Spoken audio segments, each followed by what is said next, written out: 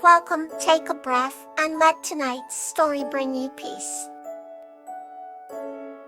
The Companionship of Rose and Kathleen.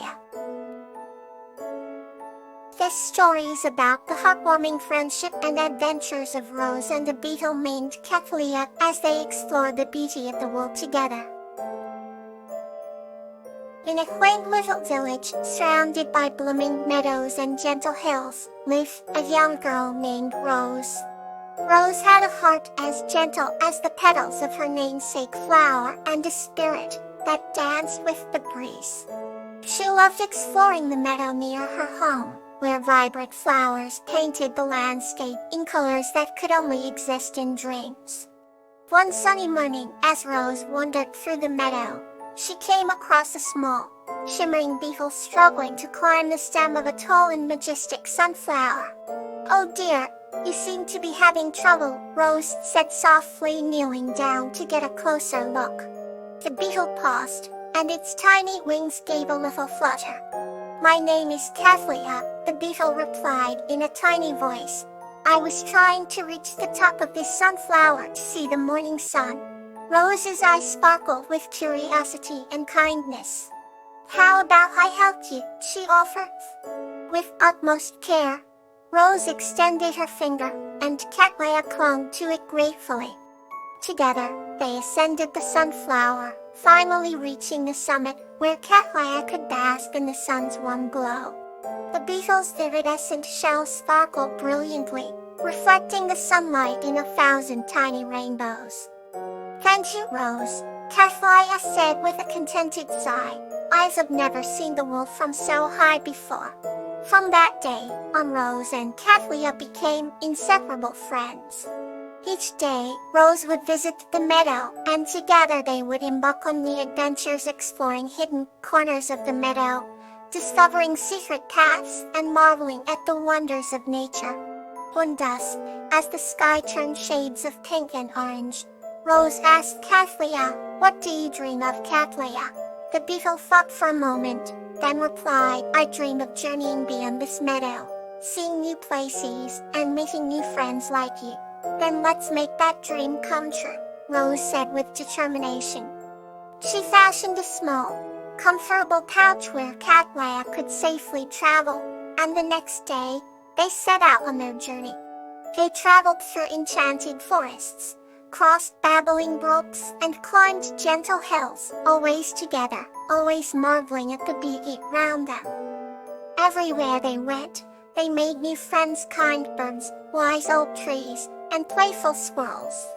And in each place, they shared stories of their homeland, spreading the joy and friendship they carried in their hearts.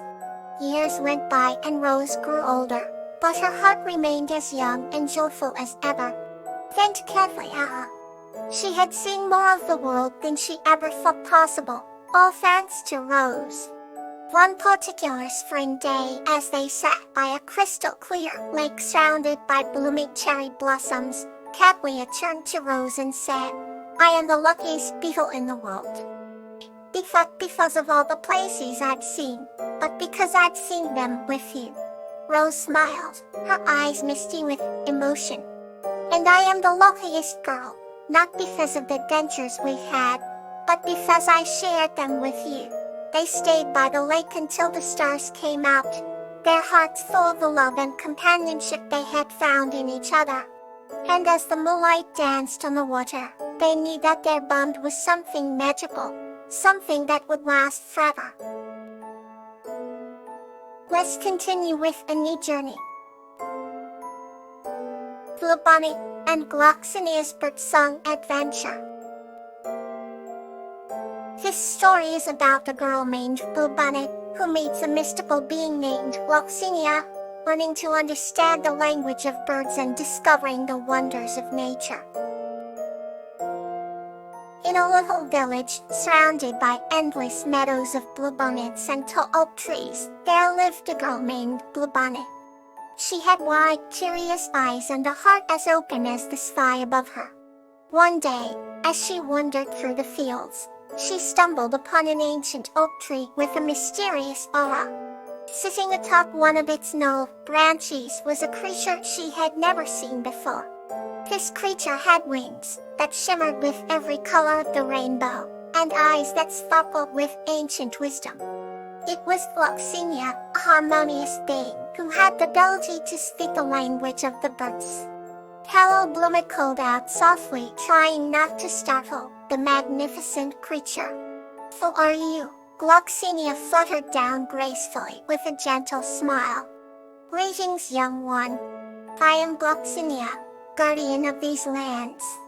I have watched you for many moons, and have come to share a special secret with you."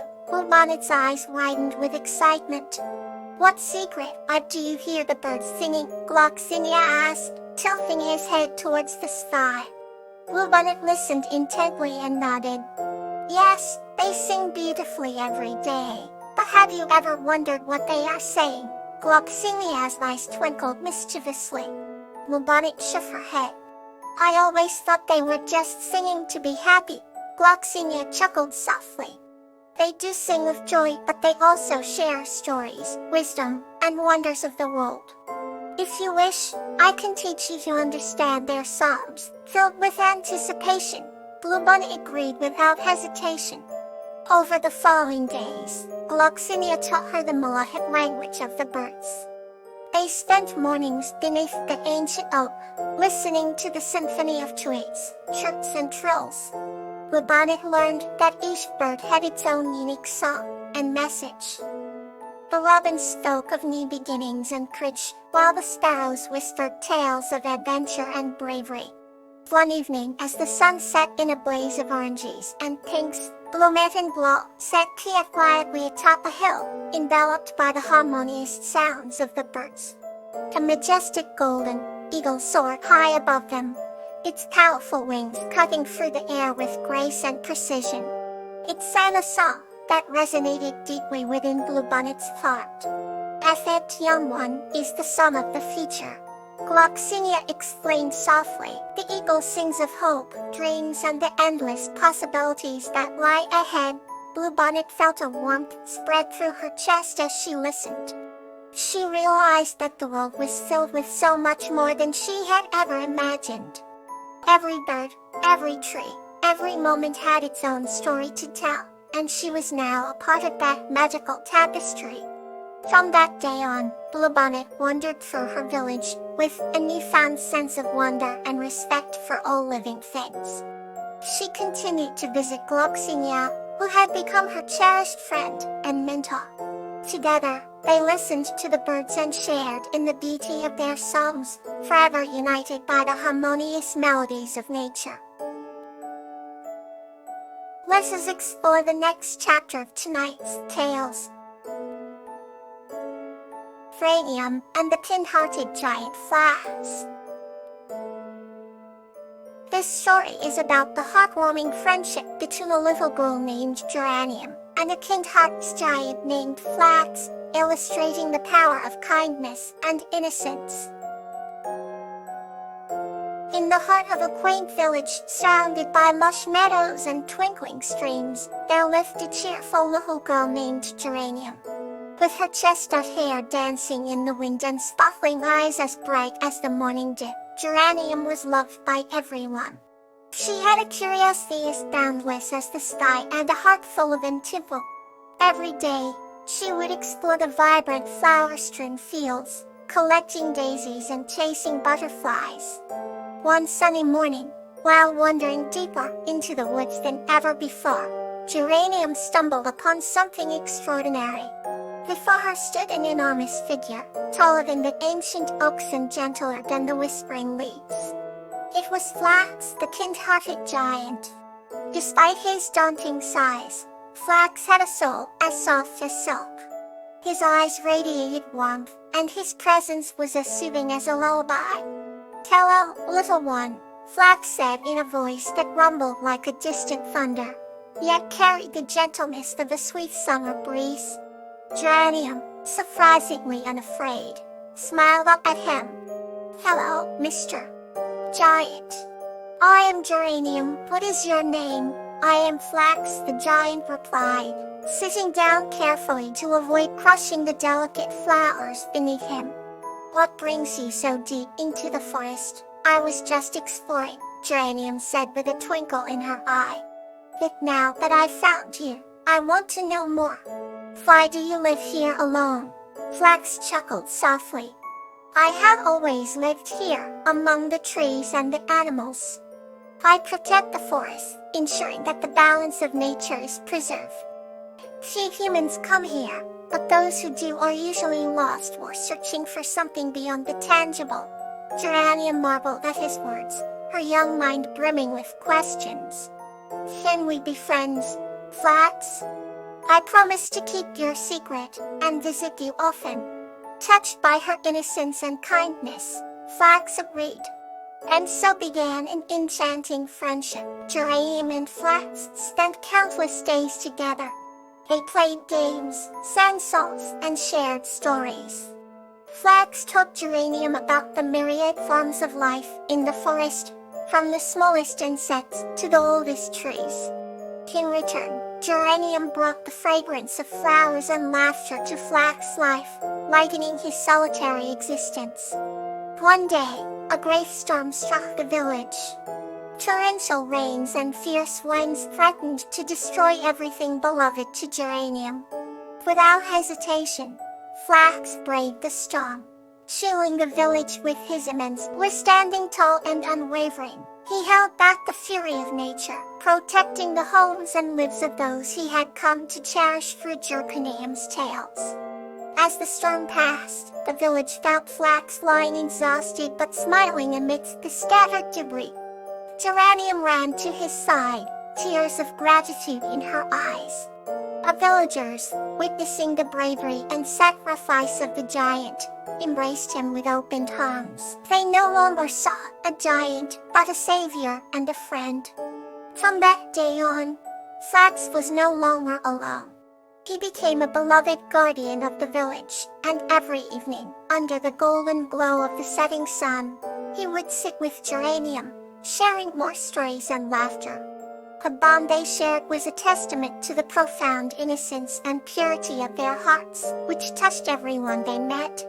And so, in the little village surrounded by meadows and streams, the giant named Flax and the girl named Geranium forged a tale of friendship and love that echoed through generations.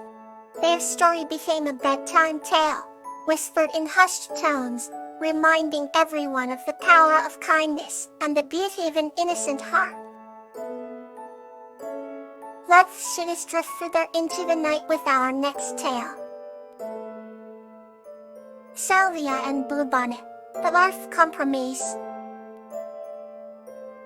This story is about a girl named Salvia and a bear named Bluebonnet, who learned the importance of compromise in their friendship. In a lush, green meadow where the wildflowers bloomed in an array of colors, a young girl named Salvia often played. The lush flowers, each vibrant and brimming with life, were reminiscent of a painter's Ossic talents. Salvia, with her golden hair that shimmered like the summer sun and her laughter that echoed like a tinkling bell, found solace and joy in this natural haven. One afternoon, as Salvia was strolling through the meadow, her eyes caught sight of something unusual near the wood's edge. It was a bear, but unlike any kind she had seen before. This bear's fur was adorned with patches of blue and white, resembling the delicate blooms of the bluebonnet flowers nearby. Tentatively, she approached the creature, curious and unafraid. "Hello," she called softly. "Hello," rumbled the bear in response. "I'm Bluebonnet." Salvia and Bluebonnet soon struck up a warm friendship. They spent their days wandering the meadow, playing games, and sharing stories. Despite their differences in size and species, they found shared delight in each other's company. Bluebonnet would show Salvia secret spots in the forest, where the sweetest berries grow, and Salvia would teach Bluebonnet songs and dances she learned from her village. One day, a disagreement arose between them. Salvia wanted to gather flowers to make garlands, while Bluebonnet wanted to dig up honey roots hidden under the ground. Both were equally passionate about their plans, and for the first time, tension sizzled in the air. "Why don't we do what I want to do first?" insisted Salvia, her emerald eyes flashing with determination. "The flowers will wilt if we don't get them soon." Bluebonnet shook his massive head, his expression equally firm. "But the roots are at their sweets now. If we delay, they will lose their flavor." Frustration mounted, and they sat in silence, each convinced of their own rightness. But then, Salvia remembered something her elder friend, Lavender, had told her. "A good friendship often requires compromise." Hesitantly, she turned to Bluebonnet. "How about this?" she proposed thoughtfully. "We spend the morning gathering flowers, and the afternoon digging for honey roots." Bluebonnet's stern face softened into a smile. "That sounds fair," he agreed. From then on, they made an effort to understand and accommodate each other's wishes. They alternated their activities, ensuring that both of their passions were honored. Whether they were weaving garlands or digging for roots, they learned that their days were much brighter when they worked together. That summer continued to be filled with laughter and joy, but now, it was also enriched by the understanding of compromise.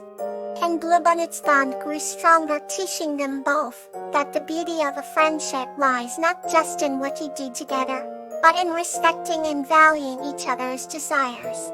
As autumn approached, the meadow began to change, but the friendship between Salvia and Bluebonnet remained steadfast, rooted in the lessons they had learned. And so, under the glowing embers of the setting sun, the girl with hair like gold and the bear with the bluebonnet fur continued to cherish their time together, knowing they had found the true art of compromise. Let this story bring you comfort as you drift to sleep.